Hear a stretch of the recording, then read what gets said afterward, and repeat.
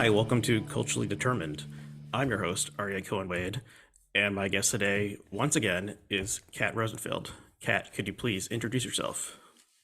Hi, I'm Kat Rosenfield. I am a freelance culture writer and novelist, and recently penned an essay for the National Review that I think we're going to be talking about today. Yeah, so that's going to be our main topic. The headline, at least on the web version, is Why I Keep Getting Mistaken for a Conservative. So let's see. So usually, often when there's an essay like this, I'm talking to someone on the show. I say, well, sort of like, what's you give like sort of the background how this piece came together, and that's actually part of the piece itself is how the piece came together. How did Kat Rosenfeld end up writing for National Review, the premier intellectual conservative journal in America? Yeah, that's a funny story. Um, so I received an email from Rich Lowry, who is an editor or executive editor of the National Review, asking if I would like to go to lunch. And I have a kind of a personal policy as a freelance writer. I don't turn down paid work for the most part, and I don't turn down lunch invitations. If you ask me to lunch, I will go because I love to eat lunch.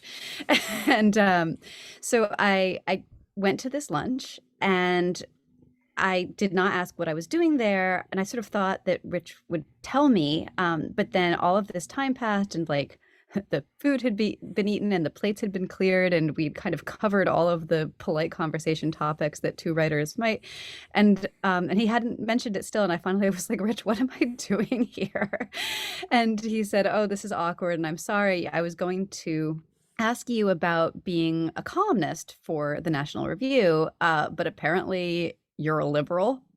And it was like, oh, yeah. So I kind of laughed. I said, yeah, this is not actually the first time that somebody has made this mistake. And he said at the time, that's really interesting. And this might be an interesting topic for an essay. And I didn't really think much of it. But then maybe a couple of months later, I got an email asking if I would, in fact, write that essay as part of this initiative that they were doing at the National Review in combination with something called the Pacific Fund that was designed to facilitate stuff that's sort of offbeat for the National Review, stuff that's a little bit outside their wheelhouse. And so this essay was one of those pieces. And I said yes, because again, I don't turn down paid work, especially if it's well paid.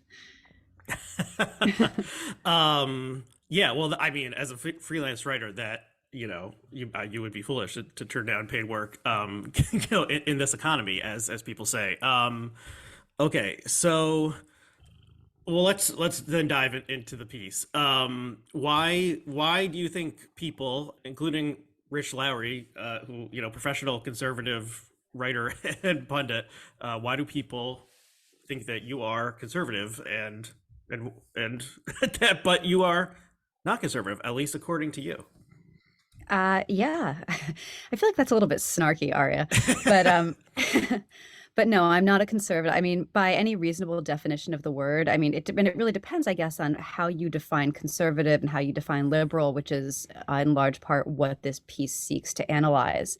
But the fact is, I am a free speech, bleeding heart liberal, always have been, and I suspect always will be because these are things that are very much in line with my kind of fundamental principles, the things that guide me through the world.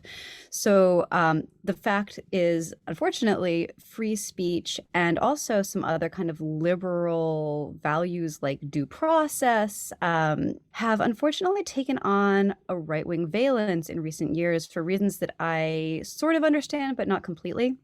And so as I am very vocally anti-censorship, I'm very vocally pro due process, and these things have become unpopular on the left. So people see me as being critical of the left when I speak out in favor of them.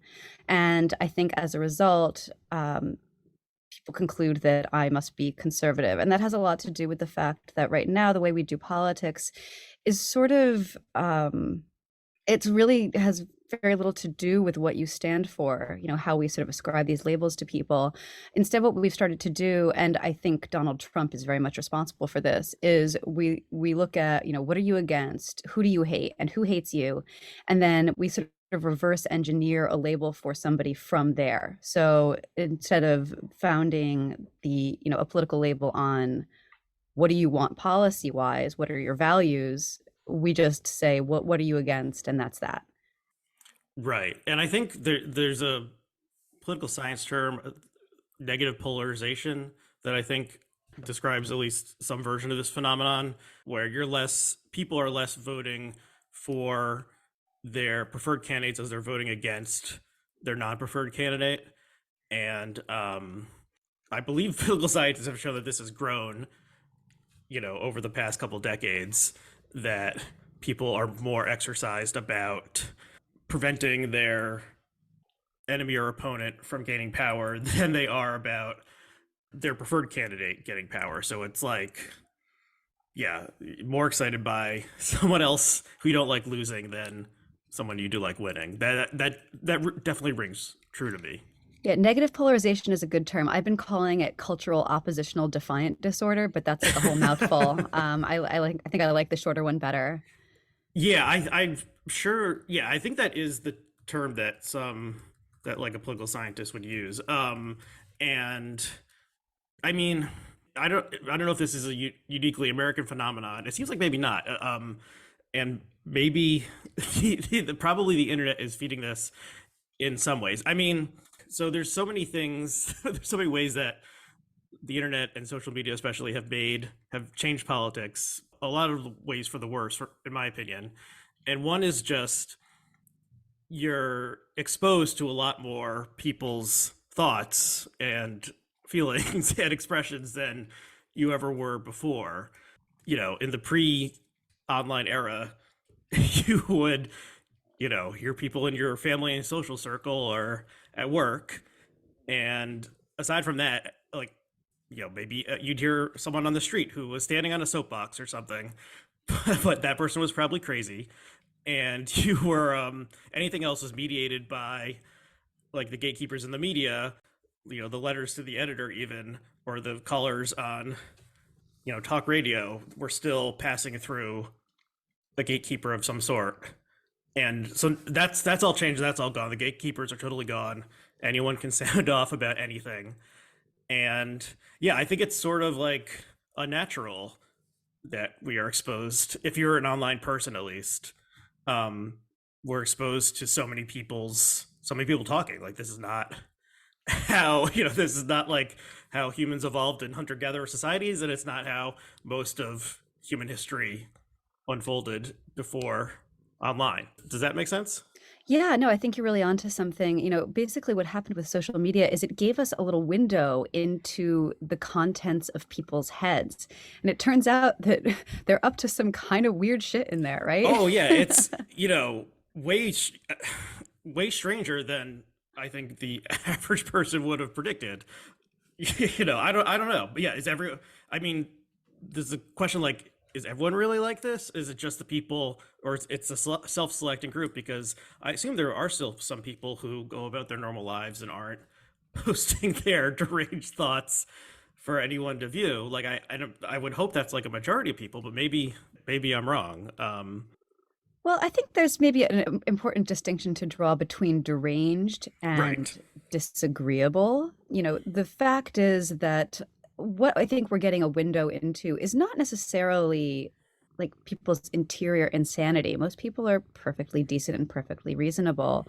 But what social media does is it allows them to air publicly and beyond their immediate circle of intimate friends the kind of thoughts that might otherwise be saved for, it's the kind of thing that you might say to somebody after you've like split a pitcher of beer at a local bar, or the kind of thing, you turn to your like spouse in your living room and you say. So I mean, just off the top of my head, like I'm thinking about my own Twitter experience, and I don't really spend a lot of time honestly posting kind of genuine political thoughts. Mostly I just joke around, but there's an Hmm. enormous number of things that I post on Twitter, like jokes that I post on Twitter, that I kind of beta test on my husband first. Like, we'll be watching TV and I'll turn to him and I'll say something and he'll laugh and I'll be like, oh, I should post that. That was funny. And maybe that's a bad thing. I don't know. Well, you're making me think of that. You're like the mirror image of the wife guy or something. You're the husband gal who's I am a husband gal, unapologetically.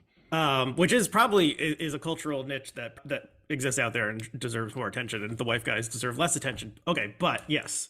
So or something like, I mean, I spend way too much time on Twitter. It's rewired my brain in mostly negative ways, and it's like, yeah, what is this utterance or a Facebook post or something? Like what are these? What is the equivalent? It's sort of like, so you're saying it's a joke you're telling to your husband in the privacy of your home, and he laughs. In the pre-internet era, that's the end. Like if you are a writer, so perhaps you would write it down and do something with it later. But for the average person telling a joke to a loved one, it ends there and it's forgotten. And then like this system has been created.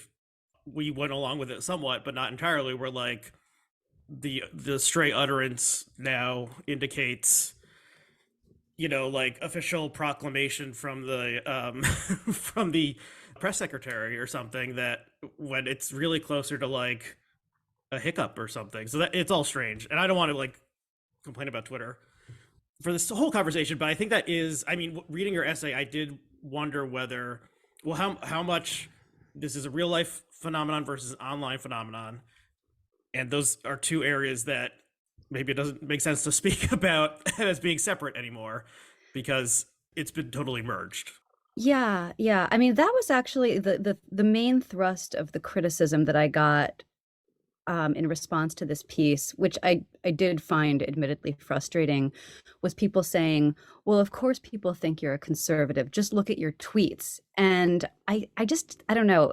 For one thing, I think it's kind of discouraging and sad that being willing to make light of some of the ridiculous stuff that's happening culturally right now is now seen as fundamentally political and, and fundamentally conservative, which, I mean, I don't know, being able to make fun of things and like be irreverent, that has always struck me as like an extremely liberal thing to do in Mm-hmm. general. And so this kind of pearl clutching scolding thing that's happening amongst some of the people who are sort of the most influential in left-wing discourse, that's a little bit weird to me, and a little bit sad. But the other thing too is that, imagining that a person is kind of the sum of their tweets. How did we get to that idea?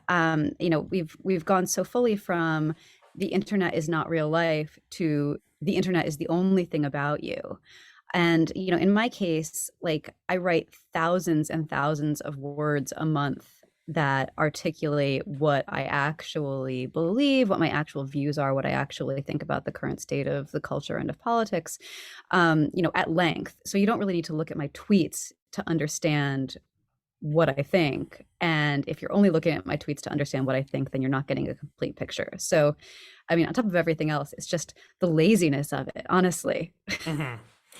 Right. Well, Twitter encourages lots of like antisocial behavior, including like tribalism, us versus them thinking, exaggeration, emotionalism, and so, you know, the the things that thrive on there are like, this is the person we're all making fun of today, and this person deserves to have their life ruined for doing something stupid, like, sharing a strange story about teaching a child how to, or not teaching a child how to open a can of beans. Like just strange things happen on there that are objectively stupid, and the incentive structure is bad. Actually, this is a bit of a side note, but I mean, how are you thinking about Twitter these days now that Elon Musk owns the company and is running it seemingly somewhat erratically, but maybe he actually is a secret genius. But what are your thoughts on the past week or 2 weeks of Musk Twitter?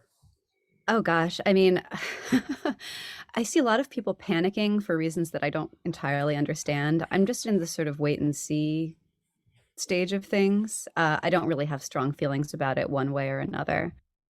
I mean, he's inserting him. He's one interpretation of why he spent so much money on this website and company is that he wants attention constantly, and he's inserting himself, in a way that a normal CEO who is doesn't want to make waves, wants to make money, would not do. So he's like turning himself into the main character who everyone is making fun of every day, um, which seems like a bad business decision. I don't know, but I mean, the last episode I did was on this entirely. I've been sort of, after being on Twitter for over a decade, my perspective sort of like, if this thing gets run into the ground, that's good for humanity, for me in particular, because I will, re-enter normal society somewhat.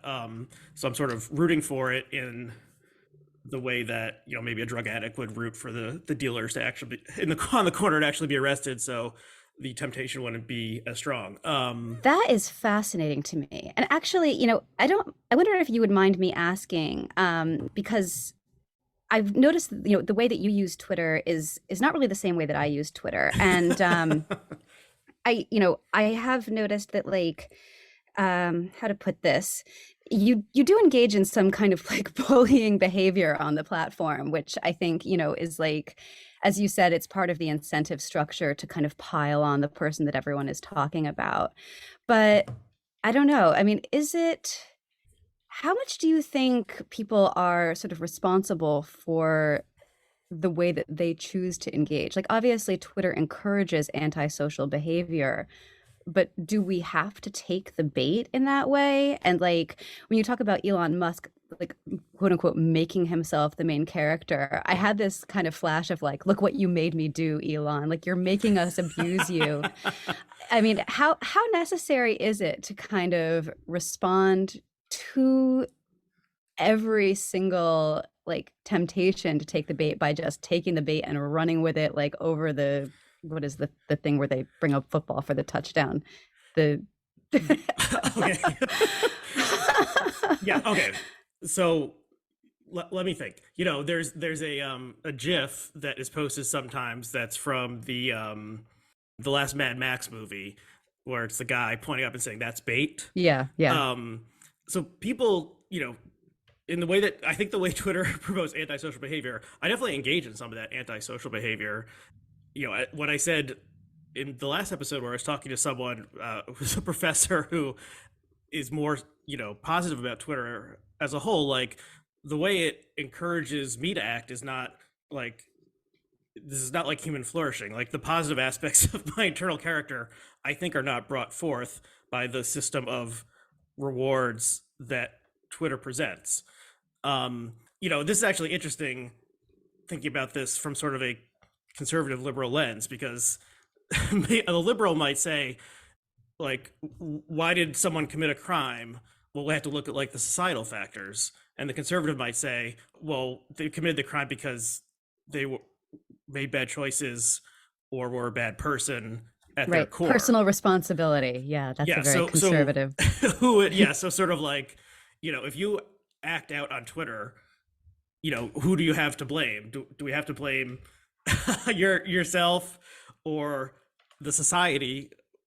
We live in a society, but Twitter is not a society. I would say the incentives and disincentives that the platform presents, and so it has to be both. Like, we are not bots, we are not automatons, and everything that's done on Twitter is done freely, and you can go touch grass, as people out there say, or log off. On the other hand, as Twitter savant genius writer Drill posted, I will never log off. Like, there's there's this bizarre subculture that rewards acting like an asshole, and that's bad. And so I would, if Elon drives the entire thing into the ground, or if he starts charging, which is one of the plans that's been floated, like, I think that'll be enough of a disincentive for me to be like, okay, time to like start reading books again. Like, this, this is not only rotting my mind, it's wasting my money. So that would also be, I think, be good. I don't know if it would be a good business decision for Twitter, but it would be good for me. I mean, I don't, probably no one sees himself as the bully, and the classic thing about the bully is like they were bullied themselves, and that's why they're lashing out. I don't agree with that. I would be a bully, but what bully says they are a bully, I guess. But yeah, I mean, I've pissed off like numerous people on there in a way that if this medium did not exist, you know, I would never have access to um, the editor of the Federalist or something to like say something nasty to him. Like I'm not going to write a letter and buy a stamp to say something nasty to someone who edits like a second tier online magazine. Like I would just do something else. So, Hmm. so, Hmm. yeah, so the incentives are messed up, and like I'm definitely participating in the system that has been created. I don't know, but that was all off the top of my head. Well, how does that strike you? Yeah, no, I think that you're speaking to something that is very true about Twitter, which is that it makes it exceptionally low cost to be caustic or even cruel to another person. Not just in terms of the effort it takes to do it, but in terms of the way that it shields you from the direct impact of what you're doing on the other person. You don't have to see their face when they read this thing that is really unkind, that maybe wounds them. You don't have to witness that. And so I think that that really does contribute to an enormous amount of pretty toxic behavior on the website. Yeah, and I was actually tweeting about this recently. I think Musk did say Twitter is the global public square or something. In the actual public square, if you are being really nasty, like someone will probably try to punch you, or like you will be escorted from the premises by a group of like people who are using physical coercion to get you out of there, or you Yeah, might be arrested or something. or you just lose friends, or you lose business opportunities. I mean, this is one Or of the you're things you're that's essentially a crazy like who like that. There's I guess there's that place is the Trafalgar Square in London where there's like a speakers thing where people give speeches. Like who is I don't giving know. You know as speeches? much about London as I do about football, apparently. Okay, there's the classic there's some ideal of like the public square where like Lincoln Douglas debates are happening and the great ideas are hashed out. Like this is not like the Athenian Agora. Like if someone who you didn't know was proclaiming on the street, you would cross the street to get away from them because they're probably deranged. Like that's what I would do. Like if I see someone spouting off on the street in New York City with their opinions, I'm not stopping to listen. I'm moving on with my life. The Yeah. technology now enables that anyone can spout off their opinions. They're probably not literally deranged, but like this is just not something that like this is not really part of deliberative democracy. This is like cranks, and yeah, the thing it's closest to is like talk radio, so like sports talk radio, calling in and complaining about how the owner doesn't know what he's doing with the team. Like Uh-huh. that's not like an elevated form of discourse. That's sort of like what you listen to when you're driving around.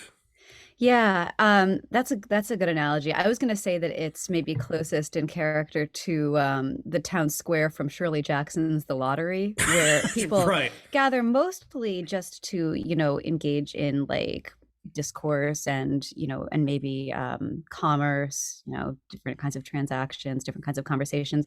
But occasionally you just gather around and arbitrarily stone someone to death. Yeah, and then they were upon her. Isn't that the final line? I mean Yes. that's a fictional proto version of an online mobbing. And there is actual mob violence occasionally in America, but you know usually it's not targeted at one person, but the system and the technology has made it so that that does happen. Okay, so yeah, Twitter mostly bad in my opinion. um, but how do you see this? Like, has online brain become offline brain? Like, we're taping this Wednesday morning. The election was yesterday. It seems like the Democrats somewhat beat. I mean, they did somewhat beat expectations because there was some idea that there would be a red tsunami or something. That definitely didn't happen. It seems like basically status quo. Um, so yeah, so is this all just like media brain, media people, the blue checks who we all hate hate so much, and normal people are continuing on with their lives? What do you think? That sounds about right to me. I do think that if you have even a foot in the real world, like if you have a job that doesn't involve being on the internet, if you have friends who are not extremely online, which is to say, it's friends who are not on Twitter, then what happened in the election last night should not come as a surprise to you. But I think that the folks who hang out online all the day, kind of drinking news straight from the hose like a bunch of weirdos, they've allowed the confines of their bubble or they've mistaken the confines of their bubble for like a broader reality.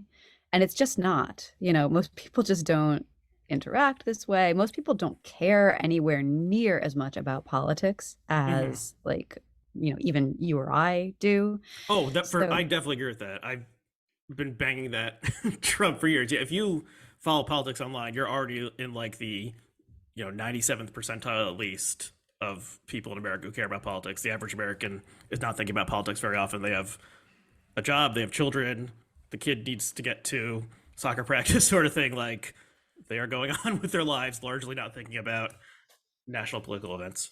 yeah. And I think this maybe speaks to, there was a lot of kind of sneering online in the weeks leading up to the election about how people were worried about the price of gas when didn't they understand that democracy hung in the balance. And I understand and respect the attempt to sell that as a message and as a narrative, but normal people just did not buy that. They did not believe it.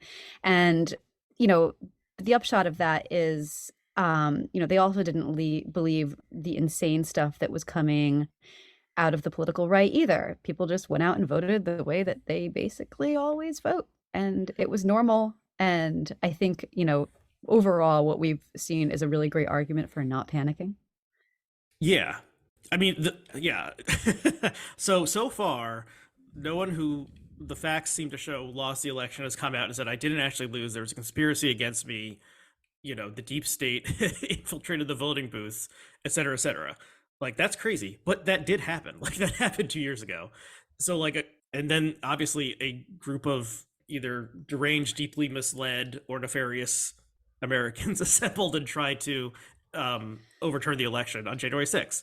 So that's an insane fact that is deeply stupid and it did happen. So I understand why there's people who are, you know, have somewhat internalized what happened on January 6th, a unique and bizarre event, and we're worried about it. Like that makes sense to me. Yeah, at the same time, the price of gas and the price of milk, like these are material facts that the average American who drives and drinks, milk with their morning breakfast has to contend Drinking with. and driving, drinking milk and driving. Yes. But this is also sort of like a weird online meta argument where it's like, if you if the voter cares more about the price of gas than our sacred democracy, then like they're a bad person and they should be shunned. And like I don't think normal people are thinking about it this way. This is like discourse about things that are or not happening. Like like Yeah. And I mean, how are we talking about these things? How are we framing these things as like things political consultants think about? And online gives anyone the chance to play political consultant or even like become one if they're sort of a rando and have some correct yeah. opinions. So, I mean, for what it's worth, I think it's actually a very good thing that most of the country is not on Twitter, because I think that if they were and they saw the way that the sort of chattering class talks about ordinary people, that we would have probably seen a red wave just triggered by, all these people who are like, okay, I feel alienated. I'm going to vote for the party that doesn't treat me with absolute, like, withering contempt. That's possible. I mean, yeah, I agree. It's a good thing that the majority of Americans do not use Twitter, and my pet theory is like way fewer Americans actually do use Twitter than like Elon Musk thinks, at least. I mean, there was something that was leaked shortly before he actually acquired the company that was like what Twitter calls a power user is someone who posts 3 to 4 times a week.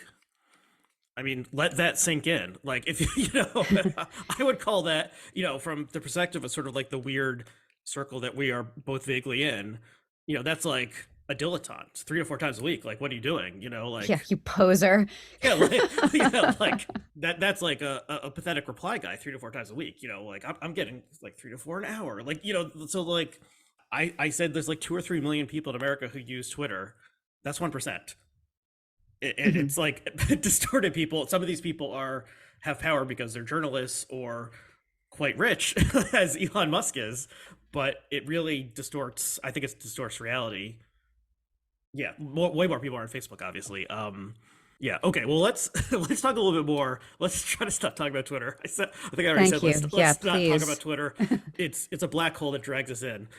But let's talk about speech and the censoriousness of certain people on the left versus people on the right who are embracing free speech more, which that definitely has happened over the past. I mean, 2016 would be the inflection point, I guess, but even before that, um, and sort of like trying to get Joe Rogan fired from Spotify would be an example of this, which you talk about. Do you? I mean, I feel like it's possible that this is receding somewhat, but I don't know. We'll please talk more about this division between free speech Joe Rogan type and the finger wagging um like liberal Karen or something like that who wants to get everyone in trouble. Sure. So I guess, the thing that struck me about what happened with Joe Rogan and the reason why I used it as an example was that it was such a remarkable inversion of the dynamic that I grew up with when there was this sort of organized machinery on the right to try to suppress ideas and art and so on that they found distasteful. Then, fast forward to 2022, and you had that same machine kicking into high gear on the left. And, Joe Rogan became like this kind of proxy war over, what you were allowed to say in times of national emergency, which, and I think in some cases was a sort of a cynical ploy just to, to shut him down because people find him gross for other reasons. Um, but not only did you have like a bunch of aging hippies from like the original Woodstock free speech, free love era suddenly kind of coming together and trying to extort the removal of an independent content creator from a private platform, you also had the White House weighing in a way that I think would have caused an absolute like torrent of shrieking outrage if it had happened during the Trump administration aimed at, at somebody else. So it's mostly just sort of the inversion that strikes me about that. And yeah, I think that basically, um, power abhors free speech because free speech is ultimately a tool that is most useful to people who don't have power, who are a minority, who have less popular views, and who don't have the weight of like a cultural hegemony behind them. And so, just as the right did not appreciate free speech and free expression when it was happening, kind of counter to them in the 80s and 90s. Now, the left doesn't appreciate it when the shoe is on the other foot, and they are using many of the same tactics to try to kind of shut it down. This is dangerous. This is harmful to children. All of this rhetoric that is so familiar if you paid attention to it, like when it was people going after South Park or whatever in the 90s, like it's basically the same, at least in fundamental ways. And I find that really interesting. Hmm. I think I think there are like since I don't know we want to go like censoriousness or anti free speech or something impulses on both sides. I mean, in the 90s, yeah, there was, I mean, like the Giuliani trying the whole thing with Piss Christ, which yeah, you probably remember was a huge thing in New York City in the late 90s. Yeah, of course. I mean, I was a teenager in rural upstate New York, and I was still aware of this and was like, that's bullshit. That's some censorious bullshit. They shouldn't be doing that. Right. So, yeah, and yeah, a lot of stuff that the right was going after was something that they were alleging was blasphemous, offensive to Christians, or, promoted homosexuality or Satanism or something along those lines. Or was just irreverent. I mean, as recently as 2007, I believe, there was this uproar over a sculpture of a crucified Christ made out of chocolate. And, there was this whole thing about it. I think it was called My Sweet Lord. It was such a great piece of art. And, the Catholic League and what's his face, O'Donoghue, really flipped Right. out about it and were like, this shouldn't be allowed. Yeah. Is that guy even still alive? The Catholic I, League guy? I don't know and I don't care. I don't know. I don't know either. You don't. Well, we haven't heard much of him lately. Whether that's because he is no longer alive or sort of like that moment has passed. But yeah, like the Kevin's movie Dogma, like that was being protested. But also in the '90s there was Tipper Gore, Al Gore's wife, who was like leading the charge to put parental labeling on music and video games, I believe. Yeah, yeah. So that was a sort of think of the children thing. It was Yeah, that was the hearings when Frank Zappa referred to her and her cohort as the wives of Big Brother. Great moment. um, right. So there, and Tipper Gore is not a flaming liberal, but but she was the wife of the Democratic vice president, or maybe it was just when he was a senator. But so there was that, and then the stuff around drawing or representation of the Prophet Muhammad was also a big flashpoint in the early aughts, and then the murder attack on Charlie Hebdo brought that like fully into like public discussion. Yeah, and I mentioned that in the piece. That was a real flashpoint for me, seeing the response of people on the left to this brutal attack, this massacre of journalists in Paris. People on the left were like, well, didn't they kind of deserve it because they were punching down? That was shocking to me. Right. I think that was not the majority opinion though. I No, think on no, the not at left. all. Um, yeah, and there was, there was that huge march in Paris or whatever that a lot of like national leaders attended. This is everything that happened in the pre-Trump era is sort of fuzzy to me at this point, but and other stuff like the fatwa against Salman Rushdie. There were always people on like multiple political valences who were saying like, well, like you just shouldn't have said that, or you sort of like made your bed, now you have to lie in it, sort of thing. Like, so I think that, I don't know, there's definitely a natural human impulse towards censorship, and so I agree with you that it really became much stronger on the left over the past decade, especially during the Trump era. um and it also sort of assumed this moralistic character in a lot of ways, of like, if X happens, then children will die. And maybe that's most related to like trans issues or something. Okay, Trump Trump is out of office, and I've seen some, at least the censorial impulse has gotten more prominent on the right than it was during the Trump years, which was sort of a free for all because Trump was such a bombastic, offensive figure that you couldn't really be like making a strong moral case for something when Trump was such an amoral character. But there continue to be like, there's always been efforts to ban books at public or elementary, middle school, or high school libraries.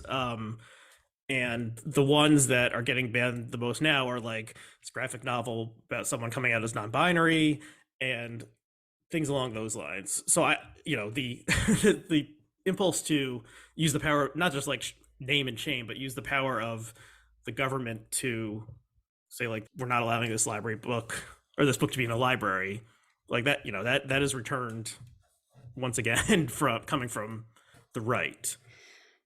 I sort of I partially agree with you, but I think that you're missing pieces of this picture to a certain extent because it's true that, we've always had these efforts to ban books, in school libraries from the right wing. That has not been an exclusively right wing thing within the past 10 years. Some of the most challenged books now, it's still maybe majority coming from the right, but you also have things like The Absolutely True Diary of a Part-Time Indian, which is being targeted by folks on the right for being profane, but being targeted by folks on the left because the author was accused of sexual misconduct. Hmm. You also have instances like, I believe it was in the Burbank School District, where the principal just made an edict that no works that included the N word could be, I don't know if they removed them from the library, but they did ban them from classrooms and from being taught in classrooms. And obviously, this eliminates things like To Kill a Mockingbird and Huckleberry Finn, but it also eliminates an enormous swath of the African American literary canon. So I think that, so there's that. It's not exclusively a right wing thing. It may still be majority right, but Hmm. people on the left have noticed that this is a useful tool for eliminating stuff. And under the same pretenses, the idea is kids are going to be harmed by encountering this material. They're going to be harmed by encountering the N word in the context of a classroom discussion. So we've got to get rid of it. That's the one thing. The other thing is there's a cultural aspect to this. And, that is important, especially in a country where we have a really robust constitutional legal protection for speech. The government can only do so much to limit publications, to limit, the not just the spread of art, but the creation of it, to decide what gets into the public sphere in the first place. Yeah, I would say it's almost impossible for the U.S. government to prevent Yeah, yeah. something. I mean, on this front, like I actually my book banning take is like a nuanced one that will please absolutely nobody, which we can get into in just a second. But I think that the cultural aspect of things is hence very important here because the government lacks the power to suppress information the way that it might in another country. So instead, what you have is this kind of like private pressure system that will not only suppress books from being sold, as in the case of something like Irreversible Damage, which was removed from Amazon for a period of time, but also This is the book that there was a that's like Abigail critical Schreier's. of trans activism or It was a reported book on what people termed rapid onset gender dysphoria, which is basically just addressing the fact that in recent years, an enormous number of teenage girls with no prior evidence of gender dysphoria have started to come out as trans. And like you saw this, I think, across the pond at the Tavistock Clinic, which is now closed. They had something like a 4,000% increase in teenage girls showing up at their doors, where they used to have mostly boys, like littler boys who had had gender dysphoria from a young age. Anyway, I'm getting kind of into the weeds here. But, that book addressed the possibility of a social contagion amongst teenage girls with respect to gender identity. That's a really unpopular view on the left. People really do not like to even have it discussed. And for a time this book was successfully suppressed, from Amazon, which is of course a major bookseller. So there's stuff like that. And then there's also just, things like pressure campaigns to drop authors who were perceived to be distasteful. There was this whole petition to, no book deals for traitors was the title of it. Anybody who was seen as complicit in the January 6th riot was, deemed like unpublishable by a bunch of people in publishing. And they signed this petition saying we shouldn't give these people book deals. You also there was a recent effort to protest the Amy Coney Barrett's memoir. Yeah, she's the most recent one. And you also have things like the advent of sensitivity reading, things that basically change the content of books pre-publication. You've got, just a lot of factors contributing to a big shift in what is even getting through the door at publishing houses. And I think this is something that, if you want to talk about the state of free speech and free expression in the country, you have to include that in the picture, or you're not getting a complete view of things. Right. Yeah. I mean, okay. But the counter argument would be if a group of publishing professionals or regular people start a petition or or an open letter or something saying we don't want X published, like that is also speech. Um, they're not, they're not threatening violence or using the coercive power of the state to try to affect, an end result they want. They're using a petition and social, like attempted social sanction or something, and that's politics. Like that's always been the case.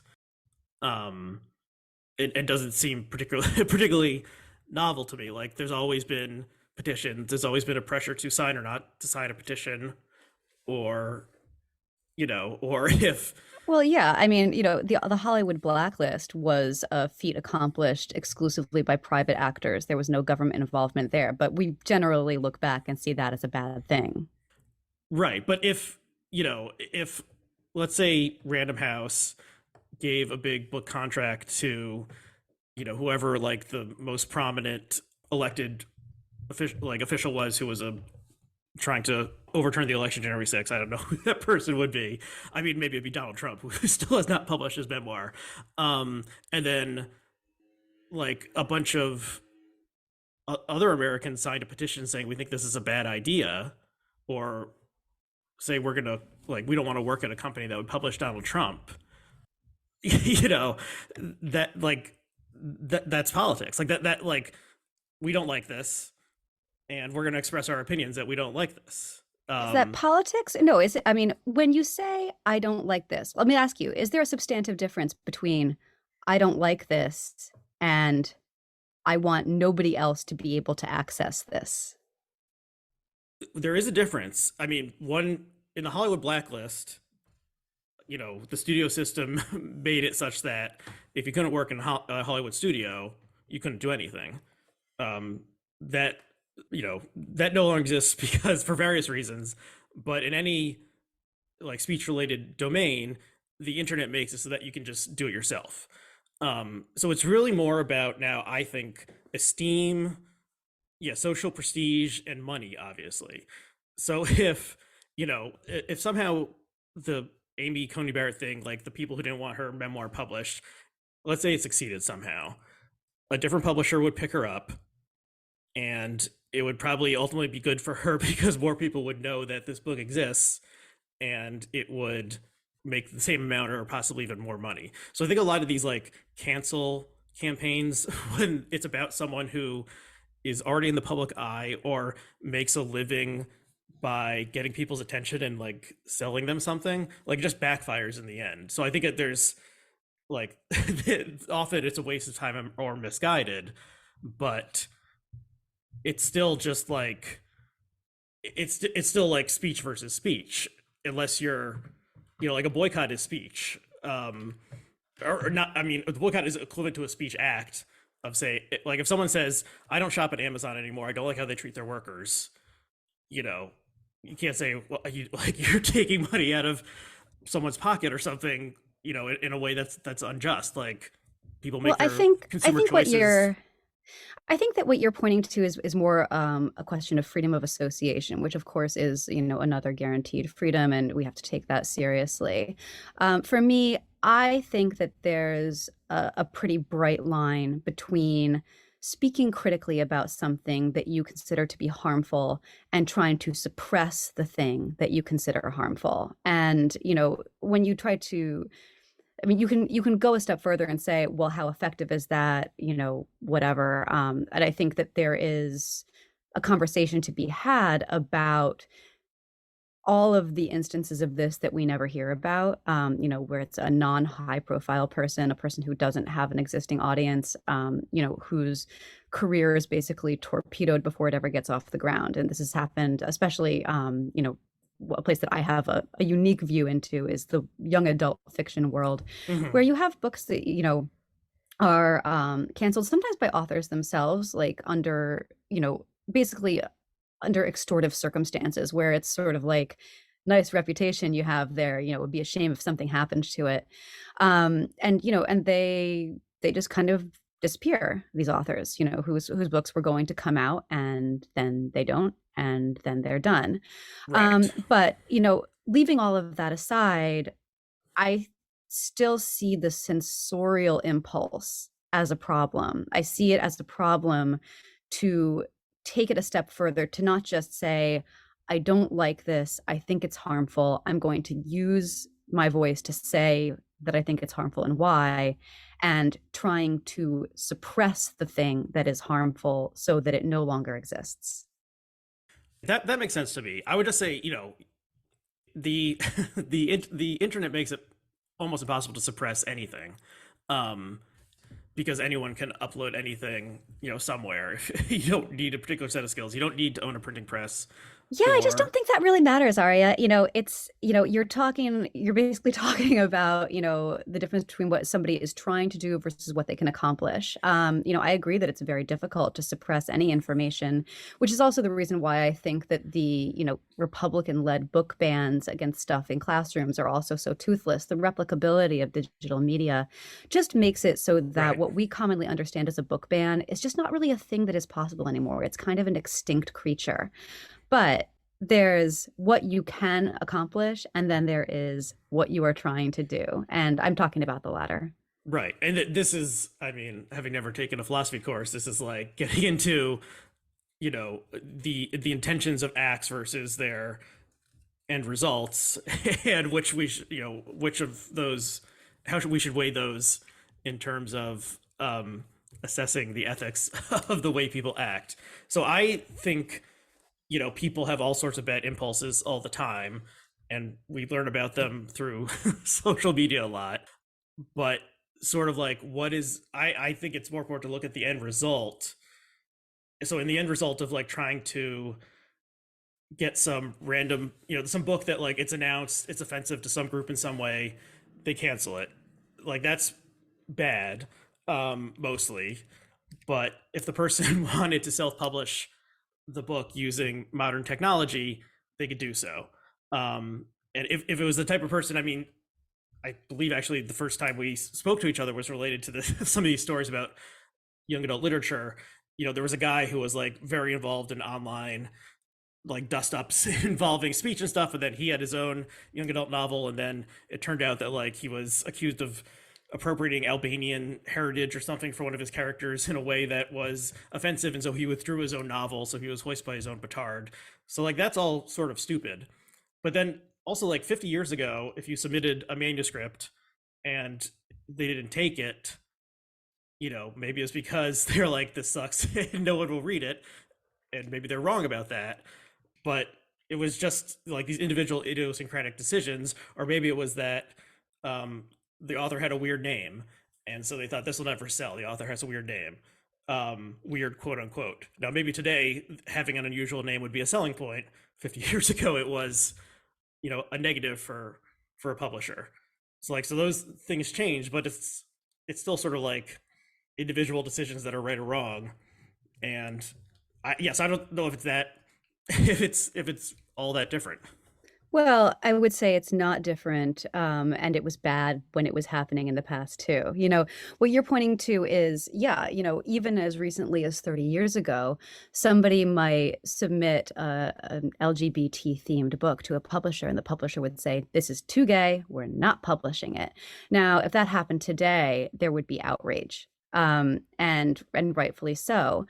But I think, the fact that it wouldn't have been met with outrage at the time does not mitigate the fact that the culture was less rich for the lack of, books that challenged the kind of prevailing orthodoxy. If that's always the case, go back as far as you want. When stuff is not getting through for reasons that have everything to do with it making people uncomfortable and nothing to do with the quality of the work, that leaves us bereft in some way. Right. I guess the additional thing I would bring in is that 30 years ago, someone submits a manuscript, the editor says, this is too gay. They would probably say, this is too gay, it can't sell. Or this is too black, it can't sell. Or this is too Jewish, it can't sell. Now, maybe today they'll say, this isn't gay enough, it won't sell, we need more gay. But it's ultimately like, you're a successful published author, like they're in it to make money.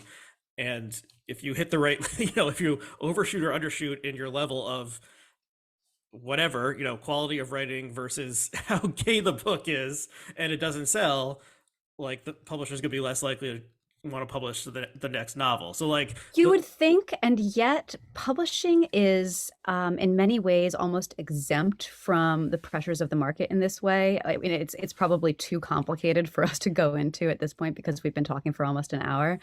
But yeah, and it's very strange. Like publishing is an industry in which most books never turn a profit, like the vast right. majority. And so what you have is a very, very few books that make millions and millions of dollars, sell millions and millions of copies, and those keep the entire operation afloat. Right. But if if the editor thinks it won't sell or the agent thinks it won't sell, like there's various reasons for that. It could be this sucks. It could be this is too niche, no one is interested in it. It could be it violates some like cultural taboo or something along those lines of being either too gay or not gay enough. And like that's and maybe they're, all those people are wrong. Like nobody knows anything in a lot of creative fields. And the difference is 30 years ago, if your novel was judged too gay, you were basically out of luck of ever getting it published and printed. Whereas today you can use technology to publish it and basically distribute it yourself. And then maybe it'll become a giant hit. Yeah, well, you can fling your book into the void and see what happens. It's true. I think we should probably zoom out a little bit and just, because I think this is maybe sort of the bigger picture is all of our cultural products right now are coming out of spaces in which not only is there very, very little representation of, political conservatives, but in which it would be very, very professionally risky, maybe even like professional suicide to admit that you voted for Trump, who was a democratically elected president who served for 4 years. And I think that, you can think that's great, or you can think that's bad, or you can think it's some mix of the two, but it certainly has an impact on the culture. No, that's true. Um I would be more of the let a thousand flowers bloom like perspective. um but the Manhattan based New York publishing industry is not the world anymore because and this is the same for any creative field. The you know the gatekeepers have been largely removed because of technology. So if someone wants to do weirdo art that like they that probably no one will consume, they can do it and post it on SoundCloud or Instagram or Twitter mostly. Whereas 40 years ago, they would have just been doing it in their basement and no one would ever know about it. They probably won't make money or become famous, but like very few people make money or become famous doing creative work to begin with. Mhm. So I mean, and then like Amy Coney Barrett's book is being published. So like there is a thriving conservative publishing market that publishes, Dinesh D'Souza and Amy Coney Barrett and serious stuff and nonsense stuff like that is a niche that exists as well. And it seems highly unlikely that the people who signed that petition trying to get her Amy Coney Barrett's book contract canceled are going to win. Like I think it's just a backfiring way to remind more people that Amy Coney Barrett has a memoir that's going to be coming out at some point. So I think it's more of a my critique of that would just be like you're shooting yourself in the foot. You should just ignore these things because there's so much stuff out there that people move on to something else. Whereas you make a big to do about any given cultural product, like it just grabs more people's attention in general. And that's how like Jordan Peterson becomes famous because everybody he makes a bunch of people mad, and now we all know who he is. That'd be like my critique of the like cancel culture brigade sort of stuff is thus it's like deeply like not that it's immoral or ill intentioned, but it's just self defeating, and people should do something else with their time. Okay. Okay, we've gone over time, so we should probably begin to wrap up. Is there anything else you want to mention from the piece that we haven't touched on? Um, Gosh, I don't know. I'm curious whether as we started out this conversation, you sounded very skeptical as to whether I was in fact a secret conservative. What do you think now? Okay, well, I think you are essentially a moderate Democrat. Um, and you can correct me if I'm wrong, but I think you do have strong libertarian leanings, which of course cut across the standard right left American, dichotomy. So, there's libertarians who are left libertarians and right libertarians, and it has to do. I mean, the traditional sense was economic versus social, and maybe that has shifted somewhat, where a social libertarian would see Joe Rogan and Donald Trump and Matt Gaetz as more their like fellow travelers than the librarians or something. Um, but yeah, and I think the opening anecdote of the piece and what we talked about in this conversation of you being open to taking any job and having lunch with anyone um, indicates sort of a general openness that it's not ideologically coded normally, but at this moment, maybe it reads more as right than left. How does Isn't it that interesting that how does that strike you? ideological openness is now coded as conservative? Like, what kind of a weird through the looking glass moment are we in when that's the Right. case? It is unusual. I think it is receding somewhat. We'll have to see. I mean, some of it depends on how this election actually turns out and so forth, because there's a catechism on the left, but there's a catechism on the right as well. One of which is that the 2020 election was stolen from Donald Trump by deep state actors. That seemed to be a pretty losing message this go around, and maybe Pope Donald's pronouncements, people have to recite the catechism less, so that would be good. Oh God, you But just gave me an image, like a mental image of Donald Trump wearing the Pope's regalia, which is not that. Thanks for putting that in my head. I appreciate yeah, that. I'm gonna put that into one of those AI generators and see what they spit out. Pope Trump.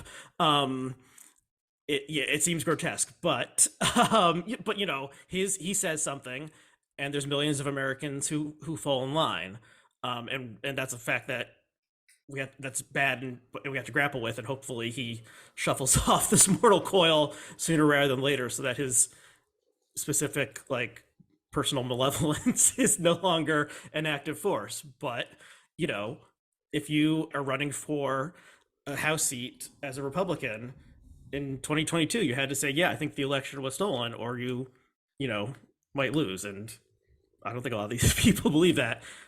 So that's just, it manifests in different ways in different areas. And there's a group of online activists who want you to, um, say certain words or certain phrases, or not say certain words or phrases. And we'll get mad at you if you do. I feel like their power is waning. But who knows? Yeah, I guess we'll have to wait and see. Okay, so the piece will be linked in the show notes. Why I keep getting mistaken for a conservative at nationalreview.com. You are also the co-host of Feminine Chaos, a podcast with Phoebe Maltz-Bovey that I was involved in the creation of a little bit, and people should check that out. Um, Anything else you want to mention or promote? You have a novel coming out. I do. My next novel is called You Must Remember This, and it will be released from William Morrow on January 10th, 2023. And you can pre order that wherever you buy books. Okay, and I'll put an Amazon link to that in as well. And your previous novel, I think it's coming out of paperback. Is that correct? Yeah, it just came out in paperback, excuse me. That one was called No One Will Miss Her. And it was nominated for the Edgar Award, and people seem to like it. So, Yeah, yeah, congratulations on the book. We did a conversation still on the blogging platform when that came out, I guess like that's 18 months or so right. ago. And that, yeah, people should check out that book, which is a fun thriller mystery, or the conversation that we had about it. Okay, and you do continue to be on Twitter. I do. Where else am I gonna, amplify my dumb jokes that I make when I'm high with my husband about, the TV that I'm watching, if not on Twitter? Right. And people can follow you. So what's your what is your handle on Twitter? It's Kat Rosenfield, just my name. There is an I in my last name, So just, don't bother. Poor Cat Rosenfeld, who I pity immensely. Is that there is that person out there? There is a Cat Rosenfeld, and God, I'm so sorry if you're listening, for all of the abuse that you received that was intended for me. Right. There's a guy who is a reporter whose name is very similar to Matt Gates. It's like Matt Gertz with an O or something. And Oh, he yes. has a running bit of how he gets all of Matt Gates' hatred, and he's just very commonly like, no, different person. Yeah, people who are full of rage but very careless readers make up a surprisingly large contingent of like the most toxic internet personalities. Yes. Oh no, that's very well put. Okay, and I'm on Twitter, or people can follow me and decide whether or not I am engaging in bullying behavior, and or they could pick fights with me, and or maybe they could start a petition to get me to behave better on Twitter, or try to cancel me, or whatever. I mean, the website still exists for now, and we'll see how it develops. And I'm on Twitter at REACW. People can rate and review this podcast and tell their friends and stuff like that. Okay. I Thank don't you, think you Kat. should be. I don't think you should be canceled, Arya. I think you should just be nicer. Well, I wouldn't expect you to want to cancel me. In fact, it would be quite hypocritical if you led the cancel Aryeh charge, given what we've had in this conversation. But I'll the incentives on there are not to be nice. Like things that are nice, they only go viral when people get mad about when someone is happy that they drink coffee with their husband in the garden in the morning. Regular nice thoughts don't generally attract attention. So the incentives are to let the not nice parts of your personality out to play, and then Yeah, but be the that's change you bad. want to see in the world, man. Okay, yeah, I'll try to buck the system and be be a more responsible citizen of Elon Musk's Twitter. Okay, anything else you want to add, or should we wrap up? Let's wrap up. Thanks so much for Okay, having me. okay. Well, thank you for coming on. Thanks to all the listeners out there. We'll see you again next time.